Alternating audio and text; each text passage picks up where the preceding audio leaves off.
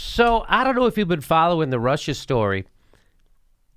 I've had questions. I ask people questions about this. No one can give me a good answer. So the whole thing, people used to smear people with the Russia thing because Russians were communists and communists were going to infiltrate our country through unions. And they were going to take over America from the inside. That's why you had to be worried. The Red Menace, that you don't know where they are. They could be in a union. They could be working in the White House. They could be, that's why we had those hearings to try to find out where the Reds are in our own country. We don't have to do that anymore because we know that they're just making movies or acting in them. Yes. Well, we know now that they're not communists anymore. The Cold War is over. There is no more Cold War. They're not communists anymore. So, in fact, George Bush said he looked into Putin's soul. He's a good man. Remember? I don't know. But we used to, Obama made fun of Mitt Romney for saying Russia was our geopolitical foe in 2012. Made fun of him. So, we went over, we turned Russia into a plutocracy like our own. We brought over the crony capitalists and they took over their communist country, turned it into a crony capitalist country. So that's what I don't understand. So they keep doing this thing about Trump and Russia. And yeah, I get Trump has business ties to Russia and whatever, but it has that tinge of he might be a communist, but they're not. That's the whole point. So if instead of Russia, just say Italy. Oh, he's with some Italian bankers. What's the diff? You know what I'm saying? Russia spends about $64 billion a year on their military. We spend about 64 quadrillion. Are we really afraid of Russia's military? What did they spend last year on their military? $64 billion to Russia? Mm-hmm. We're really afraid of their military? Are we really afraid of... So no one can give me a straight answer. And so this is the establishment, many different reasons for what the Russia thing. One of them is Democrats want to distract from how horrible they are. Another one is a deep state thing that's having a fight with Trumpy. So now they're trying to pill... So he had a campaign manager, Paul Manafort, for a couple of minutes last year, was running Trump's campaign, and then they got rid of him. Months before the election, they got rid of him. So now now they found some dirt on that guy, Manafort, that he had some Russia dealings. And well, here, I'm going to let the AP tell you. But what the AP found here is that the ties go a lot deeper and a lot further back. That Paul Manafort basically was working on behalf of Oleg Deripaska, who is extremely close to Vladimir Putin and the Russian government. So he was working on, that's what they say, he's working on behalf of this guy, who's extremely close. He's extremely close to Putin. He's extremely close. To promote both Deripaska's business interests and the Russian government's interests throughout Eastern Europe and former Soviet states. So he was a lobbyist. So what he's accusing him of as being a lobbyist or someone who's trying to help out a Russian businessman and maybe lobby for the Russian government. That's what it sounded like. So let's just switch any other government. He was doing it for the Italian government. He was doing it for Norway. He was doing it for Sweden. He was doing it for... So my whole point is Russia's not supposed to be... We don't have a Cold War anymore. So here he goes. Paul Manafort, definitely spent a number of years as kind of a gun for hire internationally. And what he said he was doing was just sort of... Was he working for the Clinton Foundation? Straight political consulting work. He was advising Ukrainian political parties, basically. There's one particular party called the Party of Regions, which is generally considered to be pro-Russia. What, in fact, the documents that we've obtained and some of the people who are familiar with Mr. Deripaska's spending on Mr. Manafort's services, what those things show is that Manafort was both doing that work while simultaneously and covertly representing a covert foreign influence in both Ukraine and also doing some work that touched on Washington as well. So that sounds like a bunch of bullshit. He was also covertly working for someone else while he was working for someone else. And what did he do? I don't know. He was influencing things. He was influencing things. There was stuff that was influenced, and it was by him, and he knows them. And they're really close to Putin, which by today's standards mean they might have sat at the same table as him at one point in time. Correct. It would suggest that he was fairly liberal in mixing the various worlds, his political work with his business work, with his work on behalf of the Russian government. Oh, better not do that. What is all this? The work that he proposed he was going to do. I should emphasize that what we reported is historical. Listen to how he phrases this. I should emphasize what we've reported is historical, meaning it isn't new. Everyone's known this. This isn't a secret. Everyone's known this. And by the way, it's over. It's over. I mean, it's not ongoing.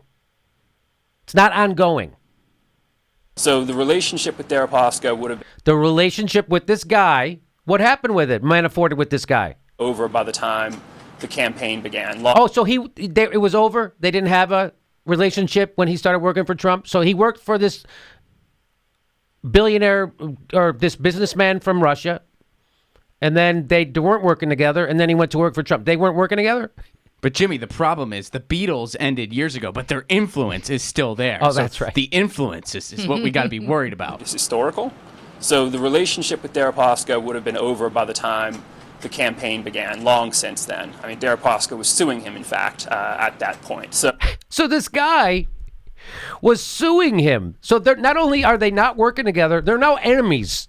He's now suing that guy. When he goes to Manafort, when he goes to work for Trump. But this is the big tie they just found. This is the big, oh my God, he worked for this guy. He made money from this guy, and who's a Russian. And he has ties to Putin. This is what they're saying. This is literally what they're saying. But when he went to work for Trump, when this guy went to work for Trump, he was suing him. This guy. This is their big conspiracy.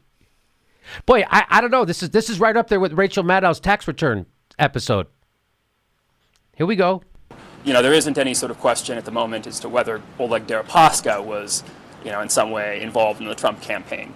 But what it does demonstrate is that Paul Manafort... What does it demonstrate? Listen to this. But what it does demonstrate is that Paul Manafort had the contacts, connections, and willingness to work for a Russian oligarch who was seeking to influence world events. What the fuck does that mean? He knew somebody. He was willing to work for someone. And he could have who was done Russian. something. So that's xenophobia also, by the way. This Russia, that's xenophobia. That's what that is. There's Russians in America that are Americans. What the F? So Manafort's statement to the AP, I worked with Oleg Deripaska almost a decade ago, representing him on personal and business matters. My work for Mr. Deripaska did not involve representing Russian political interests. So that's Manafort's statement. The work is being unfairly cast as inappropriate or nefarious as a part of a smear campaign. Which is, I don't know if you listen to what that guy just said, that's what it sounds like to me. It sounds like a freaking smear campaign. It sounds like you got nothing. Oh, we found out he had a job. He made some money working for this guy in Russia. What? Well, because it's not just xenophobic, it's by the book scapegoating, too. Oh, sure. It's xenophobic scapegoating, and now all of a sudden, I mean, Trump has his own scapegoats, be it North Korea or the media or whoever else. Now, the faux progressives have Russia. We lost. We're not lost because we suck, but we lost because of Russia. Mm-hmm. So I just want to say all that. By the way, when he was working, well, here's what Michael Tracy tweeted out. He said, Manafort brokered a deal to lobby on behalf of Russian interests around the time George W. Bush and Putin went fishing together at Kennebunkport. So the date on that is July 2nd, 2007. There's Bush. There's two presidents going fishing with him in 2007.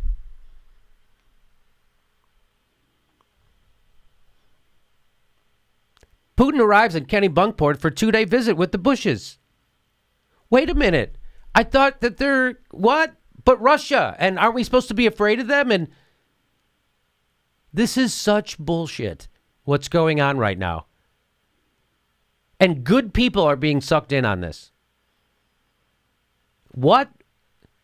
They're not communists anymore. They all hang out together. They go fishing together. They're all buddies. What are you talking about? And by the way, having a business ties to Russia didn't disqualify the Clintons. Did it? Doesn't disqualify the Clintons. Why is that okay? Why is it okay for Bill Clinton to take $500,000 from a Russian bank so he can facilitate uranium sales to Russia? And then the Clinton Foundation gets millions of dollars from Russia. But that's okay. Cash flow to the Clinton Foundation amid Russian uranium deal. There it is from the New York Times. What's the date on that, Jimmy? April 23rd, 2015. But somehow Paul Manafort worked for a guy from Russia who they had stopped working together before the campaign. In fact, the guy was suing him. But somehow we should just keep that. It just goes to show he knows people in Russia and he could do something bad. What? I don't know. They don't never say anything what they did. I wonder why the Democrats are wiped out. I wonder why nobody trusts the news media. I wonder why people get their news from YouTube. I wonder why. I wonder why America's so fucked. I wonder why. Because our leaders are falling down hard. They're firing people like Ed Schultz and elevating people like Joy Reid. That's what's wrong with our goddamn country. The whole and those people protect the oligarchs. What does MSNBC do? They protect the establishment. They protect the oligarchy. They're not taking it down. They're propping it up. They are the establishment. They are insiders. You don't get paid $30,000 a day to be an outsider. Believe me. Everybody's letting our country down. Our political leaders, our fucking news media, even our lefty So good on Michael Tracy for catching that. Good on Michael Tracy for catching that. Nice work, buddy. Doesn't that drive you fucking crazy? Doesn't that make you just want to scream at the top of your lungs every time somebody does a stupid Russia story? Doesn't that make you want to scream at the top of your lungs? It does make me want to. It makes me want to take everybody and shake them. And go, can we get on to the business of America, please? Can we get on to single-payer health care? Can we stop spending trillions of dollars on bombs? Can we stop bombing the Middle East for 5 fucking seconds?